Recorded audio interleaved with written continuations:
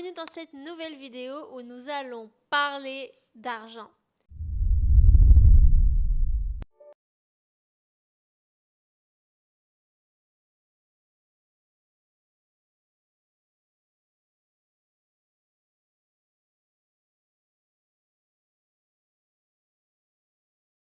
Ah, c'est vraiment toi. Ça.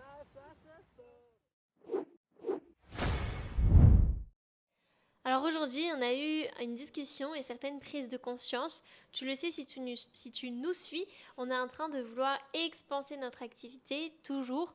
On accompagne nos clients à créer leur activité et nous aussi, on se fait accompagner pour passer au level au-dessus. Et tout ça, ça soulève certaines peurs. Donc aujourd'hui, on va t'en parler. Est-ce que tu veux dire quelque chose, mon amour? Ouais, parce que habituellement, c'était le format, c'était on te partage des choses qu'on apprend. Et tout à l'heure, toi, ta prise de conscience, c'était il faut qu'on parle d'argent là aujourd'hui. Qu'est-ce qui t'a emmené, toi, à me dire que, bon, aujourd'hui, on va parler d'argent au lieu de parler des choses qu'on apprend? Alors très simple, c'est quand même une chose que j'ai appris du coup et je pense que vous allez avoir beaucoup de pépites dans cette vidéo. En fait, ça m'est venu parce que avec Fabien, on regarde toujours plein de choses, on s'instruit, on s'intéresse, on regarde des interviews de personnes qui ont réussi, on se fait accompagner par des personnes qui ont réussi. Donc tout ça, en fait, ça vient titiller plein de choses à l'intérieur de moi et notamment une chose qui est en fait j'ai peur et c'est aussi les circonstances extérieures. Là, cette semaine, c'est une semaine assez dingue. Il se passe plein de choses dans nos relations et dans notre business. Il y a beaucoup de choses qui ont bougé, des fins de collaboration, comme des deuils, des ruptures, des trucs bizarres. Et du coup, ça a soulevé ça a soulevé la peur qui est que si je gagne plus d'argent, si je deviens encore plus riche que je ne le suis déjà, j'ai peur qu'on me voit comme une personne mauvaise. Et du coup, ça a un impact énorme dans notre activité parce que ça voudrait dire que du coup, si on fait des changements qui nous amènent à recevoir plus de clients, donc à recevoir plus d'argent, j'ai peur que ça soit mal perçu. C'était ça la croyance profonde. Et je me suis dit, waouh, il faut qu'on le partage. Il faut qu'on le partage parce que déjà, ça va me faire du bien de le partager. Il faut absolument que je coupe ce schéma-là. Et en plus, parce que je suis sûre qu'il y a plein de personnes qui se retrouveront là-dedans. Qu'est-ce que tu en penses, toi? Est-ce que toi qui visionnes cette vidéo, tu as cette même croyance que Noémie, qui est plus tu gagnes de l'argent, plus les gens vont te percevoir comme une personne méchante. Et c'est sûr que cette croyance, elle va limiter notre business parce que on n'a pas envie, ou du moins t'as pas envie d'être perçu comme quelqu'un de méchante, et tu l'es pas du tout, mon amour. Et du coup, forcément, ça va impacter tes résultats parce que ça te met un plafond de verre finalement que tu perçois pas. Et là, en mettant de la conscience sur cette croyance, déjà, c'est la première étape du changement. Et je tiens à préciser que c'est une croyance que j'ai jamais eue avant. C'est-à-dire que j'ai fait plein de travail sur moi, sur l'argent, parce que mon C'est une rapport à croyance que tu n'as l'argent, pas vue avant, mais elle a ouais, toujours été là. tu crois? Forcément. Sûrement. Ouais.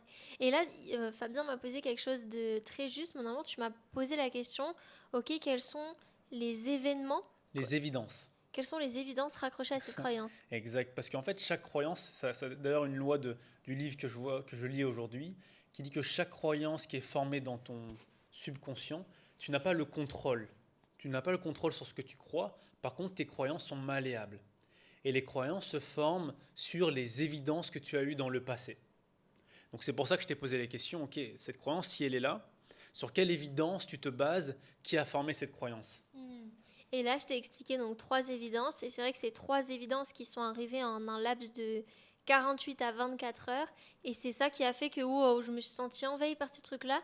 Et j'ai eu la prise de conscience de ah merde, en fait, j'ai peur de faire des changements importants dans notre activité. Et j'ai peur de gagner beaucoup d'argent parce que je me dis que les gens, ils vont me trouver. Je sais pas en fait, moins bien, et une mauvaise personne, alors que Hmm. ce n'est pas vrai. Et encore une fois, je le sais en plus, je sais que l'argent ne dit rien de moi et que c'est pas parce que j'ai 5 euros sur mon compte ou 10 000 euros ou 1 million d'euros que ça change la personne que je suis. Mais en revanche, j'avais vraiment la peur que les gens me voient comme ça. Et finalement, gratitude à ces événements, parce que grâce à ces événements, ça a mis de la conscience sur ce que peut-être tu pensais à l'intérieur de toi, mais qui n'a pas été mis en avant, en évidence. 100%. Voilà, comment tu conseillerais, mon amour, parce que il est en train de devenir expert des problèmes et des blocages, et il est en train de devenir expert du cerveau, tout simplement. Donc, qu'est-ce que tu conseillerais à une personne qui a une croyance? quoi elle pourrait passer pour déconstruire cette croyance? Un peu le processus qu'on a fait tout à l'heure. Après, il y a une méthode que je vais enseigner au sein de l'école qui va aider toutes les personnes qui ont des croyances limitantes. Mais premièrement, c'est de voir, ok, d'où elle vient cette croyance, quelle est l'évidence sur quoi cette croyance repose en fait.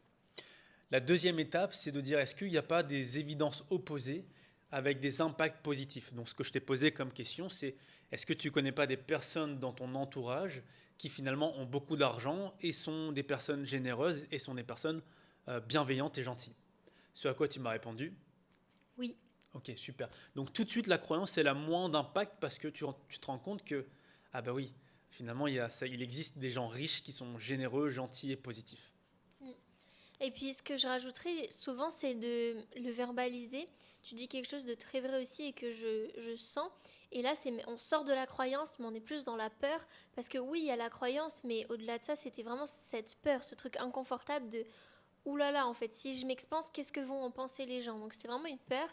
Et quelque chose de très important dans la peur, dans la comment on appelle ça, dans le fait de venir canaliser la peur, il y a déjà de la reconnaître, savoir que la peur elle est là et savoir d'où elle vient de préférence, Mhm. donc de reconnaître la peur et deuxièmement de le verbaliser parce que tout ce qu'on ne verbalise pas et qu'on garde à l'intérieur de nous en se disant oui c'est pas grave, je sais très bien que machin machin, non en fait on s'en fout et on a beau être super conscient et avoir un bon dev perso, le dev perso on s'en fout, des fois il y a juste Mhm. besoin de sortir les choses et de verbaliser pour que cette pression intérieure, cette peur intérieure parte en fait.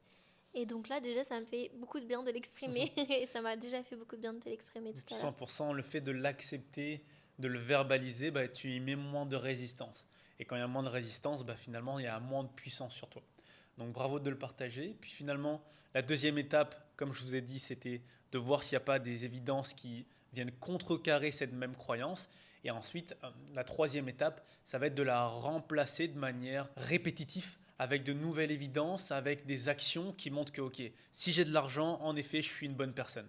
Donc là, une action que tu peux prendre, c'est dès lors que tu gagnes de l'argent, c'est de faire des actions qui vont te rendre compte qu'en effet, plus tu as de l'argent, plus ça fait de toi une bonne personne. J'adore, super inspirant. Parce que plus tu Génial. as des évidences qui viennent renforcer une nouvelle croyance, plus cette croyance prend plus de place. Je ne sais pas si je suis clair, Ouais, mais... c'est très clair. Ok. Je donne un exemple, une image pour les personnes qui ne comprendraient pas.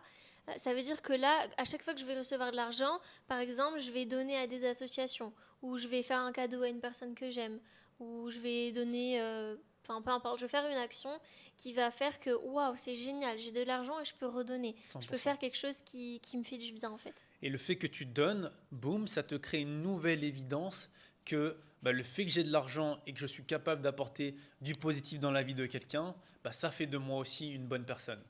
Et donc là, on vient renforcer une nouvelle croyance. Waouh, merci. Déjà là, tu touches quelque chose, c'est que je pense qu'il y avait il y avait de la culpabilité derrière tout ça par rapport à une expérience qu'on vient de vivre là, que toi-même tu sais. Et en fait, je me rends compte que c'est vrai, le fait qu'on ait eu beaucoup d'argent, d'un coup là dans le lancement de l'école des bâtisseurs, bah, on a pu chouchouter nos élèves. On leur a fait à tous des cadeaux de bienvenue, on a pu chouchouter les membres de notre mastermind, on leur a proposé une excellente immersion Immersion, en des expériences. Bulgarie, des cadeaux, des expériences vraiment géniales avec la cérémonie du cacao, etc. Et c'est vrai, en fait, t'as raison. Le fait qu'on. Enfin, on n'aurait pas pu faire ça si on n'avait pas eu cet argent-là. Ça va déjà mieux. Voilà, ça va être, on transforme le format vidéo en mode thérapie où on parle de nos problèmes. C'est nature. Est-ce que tu as une question pour moi peut-être? Oui, j'ai une question pour toi. La question pour toi, c'est comme on parle d'argent, est-ce que toi, tu as des peurs ou des craintes par rapport à l'argent? Ouais. Ouais, j'en ai et celle que j'ai envie de partager, et je pense que tu peux l'avoir aussi, toi qui visionnes, c'est cette croyance de ne pas dépenser ton argent. En fait, moi j'avais ce côté où je gagne de l'argent, mais je suis confortable et à l'aise du moment que j'ai l'argent qui reste sur mon compte en banque. Et à chaque fois que je faisais des dépenses, eh ben, je me sentais un petit peu mal, si je dois être honnête, parce que je voyais l'argent qui sortait de mon compte et moins d'argent qui rentrait. Et l'association que ça faisait, c'était ben, je suis irresponsable parce que j'ai plus d'argent qui sort que d'argent qui entre. Donc en effet, ce n'est pas une bonne stratégie puisqu'à la longue, tu finis par arriver à zéro. Cependant, là où j'ai repris mon pouvoir, c'est je suis responsable aujourd'hui de sortir plus d'argent qu'il y a que ce qui en rentre. Et donc je suis passé du mode victime à je n'ai pas le contrôle sur mes actions, à je décide de faire ces actions-là. Et du coup, je sors de cette case des responsabilités où je me juge moi-même, en fait. Tu avais peur de sortir ton argent et tu te disais, oh là là, mon Dieu, on gagne moins que ce qu'on dépense, ce qui était normal dans le fonctionnement qu'on avait choisi. Et du coup, tu t'es dit, ok, non, c'est moi qui décide C'est en moi, gros. Tu as repris ton exactement. pouvoir de décision. Exactement. Voilà. Je comprends. Super. Et ce que je voulais dire pour les personnes qui nous écoutent, c'est que quand vous recevez de l'argent, vous pouvez dire arigato in, et quand vous sortez de l'argent, arigato out. C'est un principe japonais, si je dis pas de bêtises, où ça veut dire merci pour ce qui sort et merci pour ce qui rentre. Et en effet, ça peut vous aider si vous avez la même paire que Fabien, c'est de dire ok, je suis en gratitude, je suis en train de sortir de l'argent, mais je sors de l'argent parce qu'il y a de l'argent qui est rentré avant. Donc au lieu de voir que ok, je sors plus ou machin, non, c'est je peux sortir cet argent parce que l'argent est rentré avant tout. Exact. Et puis il y a aussi une vidéo qui m'a beaucoup aidé, où du coup j'avais même créé un guide, c'était sur quoi dépenser ton argent. Tu vois, parce qu'on n'apprend pas ça à l'école sur quand tu gagnes de l'argent, sur quoi tu peux te dépenser, où tu vas avoir un meilleur retour sur investissement. Est-ce que tu souhaites que je te partage les 6 niveaux de retour sur investissement? J'adorerais. Le premier niveau de dépense où tu vas avoir le moins de retour sur investissement, donc on part du moins au meilleur, avec le meilleur retour sur investissement. Le premier, ça va être sur l'aspect matériel.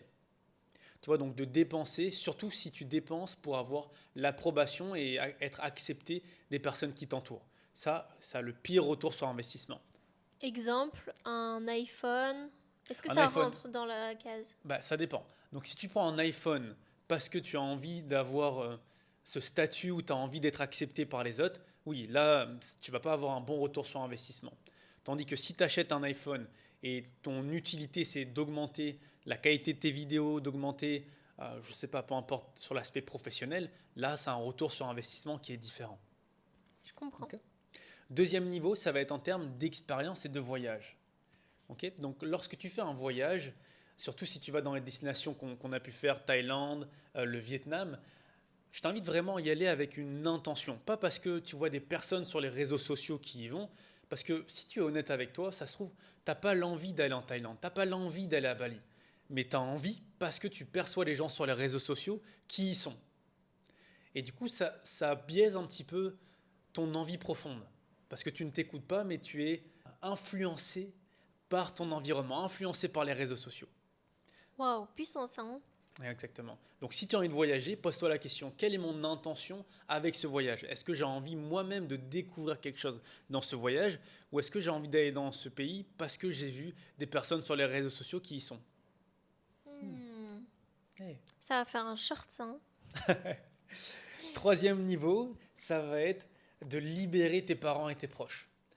Tu vois, si tu penses, et d'ailleurs c'est mon objectif de 2024, si tu penses que 200, 300, 400 euros que tu envoies à tes parents, à quel point ça peut les soulager financièrement. Ça leur permet d'avoir moins de pression financière, ça leur permet peut-être de réaliser des désirs, des passions qu'ils ont envie de faire, mais qui bloquent parce qu'il n'y a pas d'argent aujourd'hui, parce qu'ils n'ont pas l'argent nécessaire. Donc seulement si toi tu leur envoies 200 ou 300 euros, ça leur permettrait de vivre des passions. Je suis curieuse, là, dites-nous en commentaire s'il y a des entrepreneurs qui nous regardent. Est-ce que c'est un leitmotiv pour vous de gagner plus d'argent pour pouvoir contribuer et aider vos parents s'ils en ont besoin? Dites-nous en commentaire. Moi ça a toujours été un leitmotiv, cependant, je ne le faisais pas. Parce que je me suis dit, je préfère attendre d'arriver à un certain niveau pour pouvoir le faire, alors que je peux très bien commencer à envoyer 100, 200, 300 euros et je sais à quel point ça peut soulager mes proches. Donc, ça va être mon objectif de 2024. Et ça match aussi avec ce que tu disais tout à l'heure, où plus tu gagnes de l'argent, plus tu peux aider, contribuer, et ça te donne un aspect, une vision positive de l'argent. 100%, c'est clair. Donc, quatrième niveau, c'est d'investir sur soi. Donc, c'est là où tu vas avoir le plus de retour sur investissement. Donc, tu vois bien que le fait d'investir sur toi vient après d'investir sur tes parents. Donc, c'est quand même important que toi, d'abord, tu investis sur tes compétences et sur tes connaissances avant d'envoyer de l'argent à tes parents. Okay? Parce que si tu investis sur toi, ça te permet de développer tes compétences et tes connaissances. Et à l'aide de ça, tu vas pouvoir générer plus d'argent. Super. Et là, tu arrives au dernier, non? Non. Là, j'en suis au 5e maintenant. Okay. C'est d'investir sur sa santé. Yes. Tu le sais, surtout Noémie, elle a vraiment cette volonté, cette vocation-là de plus investir sur sa santé parce que si tu as une bonne santé, si tu as une meilleure énergie, naturellement, tu seras capable de réaliser plus de choses dans ta vie. Et le dernier investissement où tu vas avoir le plus de retour sur investissement, ça va être d'investir pour gagner du temps. Hmm. Surtout nous, en tant qu'entrepreneurs, on veut tout faire nous-mêmes, sauf que tu te rends compte que l'argent, ça part et ça vient. Par contre, il y a une chose qui ne revient jamais, ça va être ton temps. Donc si tu as la possibilité d'investir pour gagner du temps en termes de compétences, en termes de connaissances, si tu n'as pas la capacité de réaliser des choses, eh ben, investis ton argent, embauche quelqu'un qui peut le faire à ta place, où tu vas gagner du temps. Parce que plus tu as du temps, plus tu es capable de réaliser d'autres choses à l'aide de ton temps. Hmm. Et je vais nuancer ces propos-là parce que d'ailleurs, on a eu un rendez-vous hier avec nos mentors, les personnes qui nous accompagnent. Et ce qu'on a vu, c'est que nous, on avait tendance justement à très rapidement déléguer parce qu'on veut faire circuler l'énergie, parce qu'on a envie de déléguer les choses qui sont moins fun pour nous à faire, Mhm. etc. Et pourtant, c'est pas forcément une bonne décision tout de suite. C'est-à-dire que là, la personne qui nous accompagne nous disait que pour commencer à déléguer sérieusement des choses, il faudrait aller chercher les 50 000 à 100 000 euros mensuels par mois. Et là, on peut vraiment prendre une personne fixement dans notre équipe mensuellement. Donc, ça, c'est venu aussi conforter un choix qu'on avait fait. C'était pas forcément pour l'argent, Mhm. c'était aussi pour d'autres raisons. Mais c'est venu aussi nous faire réfléchir et nous dire que, ah ouais, en effet, c'était peut-être une erreur qu'on avait fait de vouloir faire travailler les autres parce qu'on aime bien, parce Mhm. que c'est aussi le truc de l'ego, quoi. Ouais. On se Non, dit qu'on est dans une équipe. le piège, c'est surtout que, tu vois, on est arrivé sur ce piège de il y a plus d'argent qui sort que de l'argent qui rentre. Exact, Tu vois, exact. c'était là le piège. 100%. Parce que si on avait toujours cet argent qui rentrait, bah, c'était pas un poids de faire sortir de l'argent. Mais là, on est arrivé sur un cas où il y avait plus d'argent qui sortait que d'argent qui rentrait. Donc, Ouais, en effet, il fallait rééquilibrer les choses. Parce que l'exemple de notre mentor, lui, le but, c'est d'avoir plus de profits possible. ouais. Tu vois. Mais si ton objectif, c'est pas d'avoir 100% de tes profits, mais d'avoir 80% et de gagner du temps, je pense qu'il faut pas s'en priver. Mais c'est important de nuancer dans le bon contexte. Certes, le but, c'est d'attendre un certain stade pour déléguer, mais ce qui est important surtout, c'est de garder des profits et si tu as des profits, là, de déléguer. Je suis d'accord, moi carrément. Et puis surtout, si on peut te partager une erreur que nous on Ouais, a fait, on a fait c'est cette de erreur. vraiment bien mettre les choses au clair. Quand tu travailles avec une personne, c'est ok, pour quelle mission, de quoi tu as besoin, et de ne pas mettre de l'affect là-dedans. Là, c'est pas la première fois que j'ai fait cette erreur, j'ai encore refait cette erreur-là. Et là, c'est sûr et certain, je m'engage devant les personnes qui regardent, je referai plus cette erreur de dire oui à une collaboration et continuer une collaboration parce qu'on adore, parce que c'est léger, parce qu'on aime bien la personne. En fait, d'un point de vue business, on s'en fout, ça peut être cruel, mais on s'en fout. C'est d'abord se choisir soi et prioriser les choses pour son business parce que sinon, on est toujours en train de choisir l'autre, choisir l'autre, choisir l'autre. Et si on est tous en train de choisir l'autre, personne se choisit soi et ça va pas, c'est carrément la catastrophe. Donc là, ce qu'on veut dire, c'est en effet investir pour gagner du temps, c'est hyper important.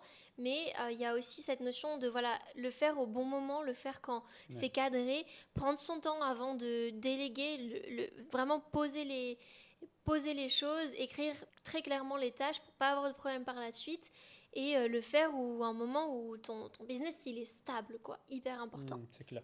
Donc, ouais, investir pour gagner de l'argent, on le mettra en option, mais les 5 premiers sont fixes. Donc, pour te répéter, le plus important, ça va être d'investir sur ta santé, ensuite d'investir sur toi, ensuite d'investir pour libérer tes parents des charges mentales, du stress. Ensuite, ça va être d'investir dans des expériences, dans des voyages, et pour terminer, d'investir sur l'aspect matériel. Ouais. Et je te reprends juste parce que tu as dit investir pour gagner de l'argent, on le met entre parenthèses, investir pour gagner du Oui, temps. du temps. Ce qui n'est pas pareil parce que investir pour gagner de l'argent, c'est Oui, oui. voilà C'était quoi, du c'est temps. la C'était priorité, du temps. priorité, carrément. On mettra un Dans le asterisk. sens où par exemple investir dans des connaissances, ça va te permettre de gagner de l'argent et du temps bien sûr, mais investir dans des connaissances, c'est la base dans le sens où si tout s'arrête et tout s'écroule autour de toi, qu'est-ce qui te reste? Tes connaissances. Et tes compétences. Et tes compétences, exactement. Donc c'est hyper important. Super, est-ce que tu voulais partager autre chose sur, je crois comme si j'étais à la maison, mais en vrai je suis à la maison. On est à la maison, sans toi chez toi. Ouais, c'est clair. Est-ce que tu veux partager autre chose, mon cœur? Par rapport à l'argent, oui, j'ai envie de partager quelque chose. C'est très important de ne pas mettre l'argent collé à ta valeur, justement. Et ça, encore une fois, c'est quelque chose que je sais mentalement. Mais on a toujours besoin des expériences qui vont nous faire comprendre les choses à un degré encore plus important et encore plus intense et qui vont toujours venir nous chercher dans des blessures pour qu'on comprenne bien les choses. Mais là, si toi tu nous regardes et que tu te dis que peut-être, oups, j'ai pas d'argent, du coup je suis nulle, ça n'a rien à voir. L'argent n'est pas relié à ta valeur. L'argent est relié à plein de choses. Ça va être relié à ta contribution. Plus tu contribues, généralement, plus tu vas avoir d'argent. Attention, si tu as des croyances que, je sais pas moi, il faut tout donner gratuitement, bah là forcément tu t'autorises pas à recevoir, donc tu vas pas avoir d'argent. Mais généralement, on observe qu'une personne qui contribue énormément, eh ben, elle a plus de chances d'avoir de l'argent. Ensuite, l'argent est relié à la quantité d'actions que tu fais. Si tu es entrepreneur, par exemple, tu vas pas avoir d'argent si tu fais pas d'action. C'est sûr et certain. C'est pas la peine d'augmenter ton taux vibratoire en espérant avoir de l'argent. Tu peux le faire, ça va t'aider, mais ça va rien changer à ta vie si tu mets pas d'action en place. Donc l'argent ne dit rien sur ta valeur, sur ce que tu vaux, ça ne dit rien si tu es une bonne ou une mauvaise personne. Ce que je veux dire par là, c'est que un entrepreneur, il peut mettre plein d'actions en place et avoir plein d'argent, mais derrière, ça veut pas dire que c'est une bonne ou une mauvaise personne. C'est pas relié en fait. Et aussi, le fait que tu gagnes de l'argent est lié à quel problème tu résous et à combien de personnes tu contribues. Parce que tu parlais de contribution, parce que là, avec cette vidéo, on est dans la contribution, on te partage. Cependant, ben, on n'est pas tant rémunéré pour cette vidéo. Là où on va être rémunéré, c'est surtout, est-ce qu'on résout un problème à quelqu'un et est-ce qu'on a une offre derrière? Est-ce qu'on a un produit à vendre? Est-ce qu'on a un service à vendre? Est-ce que tu as quelque chose à vendre pour gagner de l'argent, naturellement? Complètement, exactement. Tu fais bien de préciser. Quand je parle de contribution, c'est pour ça que je dis une personne qui contribue, qui, je sais pas, est très dans l'humanitaire, qui fait des maraudes, des choses comme ça, bah, c'est génial parce qu'elle est dans le cœur, elle contribue, elle aide, elle est très humaine. Et ça, c'est génial. C'est pas pour autant qu'elle va avoir de l'argent. Donc, quand on dit de contribution, c'est vraiment dans le cadre du business, dans le cadre de l'entrepreneuriat. Plus tu vas donner plus tu vas donner à ton audience, plus tu vas donner aux personnes qui te suivent et plus ça va te revenir en retour. C'est normal, surtout dans le milieu en ligne où les gens ont besoin de t'écouter longtemps, ils ont besoin de comprendre tes valeurs, de connaître tes compétences, tes connaissances avant de savoir s'ils vont te faire confiance. Donc c'est pour ça qu'il faut vraiment contribuer et ne pas être égoïste, ne pas garder les précieux conseils que tu sais pour toi en te disant oh là là, si je donne tout ce que je sais, les gens vont jamais acheter mon offre. Non, donne tout ce que tu sais. Et de toute façon, ce qu'on vend dans le business, c'est pas tant les connaissances, c'est la mise en application, c'est le soutien, c'est l'écoute, c'est tout ça en fait. C'est la reconnaissance, La reconnaissance. l'accompagnement, l'énergie, le soutien, certitude. la certitude. Enfin, toutes ces choses, c'est vraiment ça qu'on vend en vrai. Parce que les connaissances, tu les trouves sur Google, tu les trouves sur YouTube. Et d'ailleurs, je pense que la transition, elle est toute faite pour te donner l'invitation, là maintenant, de postuler pour rejoindre notre école des bâtisseurs. Si tu as envie d'être entouré d'une communauté bienveillante, positive, et tu as envie toi aussi d'avoir ton offre, tu as envie de contribuer, tu as envie d'aider, d'aiguiller, d'impacter les personnes, mais tu ne sais pas comment, parce que tu as des peurs, parce que tu as des blocages, eh ben on t'invite à candidater maintenant, et puis on va voir si notre école est faite pour toi, et surtout on te dira comment on peut t'accompagner, comment on peut t'aider à te connecter à ce qui est réellement important pour toi. Pour rappel, l'école des bâtisseurs, c'est 1 an pour que tu changes ta vie, tes relations, ton entreprise en passant par 3 piliers très clairs et très définis. Premièrement, la transformation personnelle. On a à cœur de t'accompagner personnellement, de te soutenir et de t'accompagner en individuel. D'ailleurs, ça, c'est cette option qui est valable juste pour la fin de l'année. Donc, si tu as envie d'être soutenu par nous en individuel, candidate maintenant. Deuxième pilier, c'est vraiment la formation aux meilleurs outils de développement personnel et spirituel, human design, astrologie, coaching, etc. Et enfin, troisième chose, c'est l'accompagnement au business, l'accompagnement pour t'aider à créer ton activité de A à Z en partant de zéro. Même si tu n'y connais rien sur Instagram, on a pensé à tout dans l'école des bâtisseurs. Tu as une formation Instagram, enfin bref, vraiment pour t'aider à créer ton business de A à Z. Souviens-toi, c'est en prenant des risques et en bâtissant sa vie qu'on devient bâtisseur. On se voit demain.